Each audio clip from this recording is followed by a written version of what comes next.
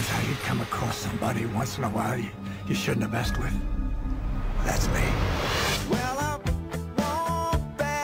I am not an African American. You're Oreo cookie, white in the inside and black on the outside. I don't have an afro, I have an Amerifro. Talking that idiotic stuff you talk about, I will slap you. Go ahead. Make my day. Black as the ace of spades, but 100% American. Heard around the world by everybody and their mama. The Jesse Lee Peterson Radio Show. Uniting the races with truth instead of dividing them with lies. We're also rebuilding the family, rebuilding the man. Welcome to the second hour of the show. Just that first hour went by so fast, it gave me the swimming in the head. The swimming in the head. You ever heard that? Yeah. That's another country term. It gave me the swimming in the head. You know, the one thing I've noticed about my great country today, and it wasn't like this when I was growing up, people who stand up for truth now just speak what is absolutely correct without apology. I mean, they are attacked like 90 going north. They are hated for the absolute truth. We have a society now, for the most part, exceptions to the rule, where people want to be catered to. They want to be lied to. They love lies and hate truth. But it's the truth that makes us better in life, especially if we receive that truth without resenting that truth. And it's just mind-blowing. Why do you think people love Barack Obama? They loved Bill Clinton. Not all people, of course. They both are good liars. I mean, just lie.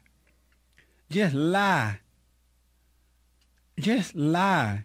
And the people choose the comforting liar rather than the painful truth. Isn't that amazing? That's not the way it's supposed to go. I have with me a woman who, I'm just heard of my guest recently, and I saw her on Megyn Kelly's show, Fox News Channel there, and I had a great appreciation of how she handled herself, and she didn't back down for just speaking absolute truth. And I'm like, we got to get her on the show. Maria Kang of Fitness Cure. Maria is a working mother of 3 young boys. She gained a following on her personal website back in 2005 after some fitness and beauty competition. She overcome an eating disorder since then. She runs a thriving care home business and nonprofit called Fitness Without Borders. My producer found her on from Jezebel.com article, from a Jezebel.com article. Jezebel was a bad woman, wasn't she? I think so, in the scriptures. Fitness mom banned from Facebook for fat shaming. Is sorry, not sorry. Maria wrote an article about her experience on November 22nd. I am banned from Facebook. Now, she was banned for telling the truth about fat women. I'll let her explain that. Maria, good morning and welcome to the show. Good morning. Thanks for having me. I appreciate you coming on. Merry Christmas to you. Oh, Merry Christmas to you, too. You can do better than I can in explaining what happened that Facebook decided to ban you. Mm-hmm.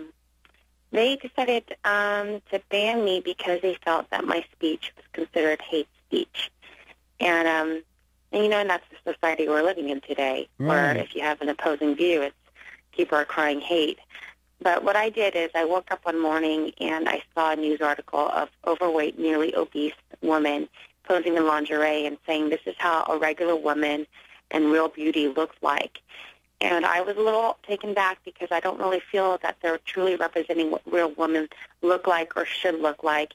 And with the obesity crisis in our nation right now, I feel like we're walking a fine line with constantly promoting positive body image for for the health of our nation. So I knew that I was going to rub some people the wrong way when I told them the truth in my post, which was, I think we should really respect how anybody manifests through good exercise and nutrition. We should respect that. But what's bothering me is that we have 2/3 of our country suffering from being overweight or obese. Our childhood obesity is on the rise. Our health care is at $3 trillion yearly. 21% of that is because of obesity-related issues. And I said, I know that it's hard. I know it's challenging. I'm an everyday person, but you can do it. But I also think that we need to have some real role models out there. Yeah. People who, right now, I think we're celebrating the wrong things. I think we need to start celebrating people who define hard work, dedication, and discipline. And when I wrote that, it was a pretty lengthy post, but it had thousands of likes, shares, and comments. And then within a few hours, it was taken down and dubbed as hate speech, and I lost access to my account. That's amazing. Were you surprised that it turned out like that? That prior to writing this article, did you think you would be banned from Facebook? Oh, no, absolutely not. I didn't think there was any hate in that speech. I've seen so many bad things on Facebook. I mean, my husband's a former Marine, so I've seen some of the stuff his friends write. It's nothing compared to the really bad things that I've seen. I was just talking about obesity, and I was just telling the truth and stating stats, and I was shocked that you can't even, say stats without hurting people's feelings and people feeling that it's hate. I have a racist white producer, radio producer, and he says things on his Facebook page that should have gotten him banned a long time ago and not permitted back. But he managed to get away with it. You tell the truth, and you put your point of view out there, and it could be helpful because being obese is not good for the person, whether it's man or woman, and yet they ban you. You also posted a photo of you and your children after having your kids, and I think, do we have that photo? And we got to put it up on our live stream video here. And you posted, and you're like in perfect shape. I mean, it doesn't look like you ever had any children. Uh-huh. The people got mad at you about that. Why is that? Why would they be mad about you setting the example and showing the example to them? I think that, first off, I think people are a little bit shocked that I wrote "What's Your Excuse" on top, because it was a question. It was open-ended, and it was thought-seeking. And I think that obviously 2/3 of our country has an excuse, or they thought they had an excuse. Because here I am, I'm coming out of nowhere. I'm not a celebrity. I don't get paid to be fit. I'm not a fitness model. Right. I'm an everyday working mom, and I'm able to make my health a priority. So they were a little pissed off. They thought that, I can't look like that it's impossible. But I'm showing that it is possible. I mean, I had 3 kids in 3 years, and it's not like I'm standing behind my child who's only 8 weeks old. He's 8 months old, and it's often said that it takes 9 months to build your belly when you're pregnant, and it takes an equal amount of time for it to go back down. So I'm showing that if you're of a normal weight, if you follow the Surgeon General's guidelines, if you work out, eat right, don't gain too much weight during your pregnancy, you can actually look good, feel good after giving birth to a lot of kids. And right now, I know that a lot of moms are struggling. They're challenged, and I understand that. Yeah. We have to be caretakers, providers. We have so many hats that we're wearing. But I want to tell people in America that if we really want to change our world today, we cannot blame other people. It needs to start with you. It needs to start at home. That's right. The childhood obesity issue, it's a huge issue. Sure, our food companies are putting stuff in our food, and sure, our school lunches aren't very healthy. But we need to stop blaming those things because it's a supply and demand thing. If you don't buy it, they won't make it. It's about the mother. It's about the father. And it's about wanting to be a little bit more proactive about owning up to your responsibility as a leader in your household. And that's what I'm talking about.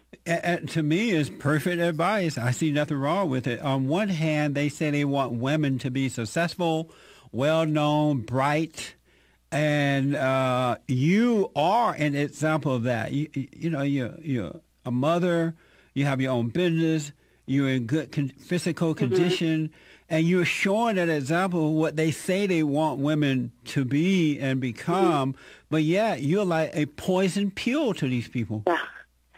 Yeah, you know, a lot of feminist groups are against me, and it's really sad because, you know, I think that a lot of girls should aspire to be like me, where, you know, I am educated. I do have ambitions. I do give back to my community. I won a Mayor's Volunteer Award for my work, having started a free mommy fitness group in my area. Let me take a quick break. We'll come back and pick up right after this break.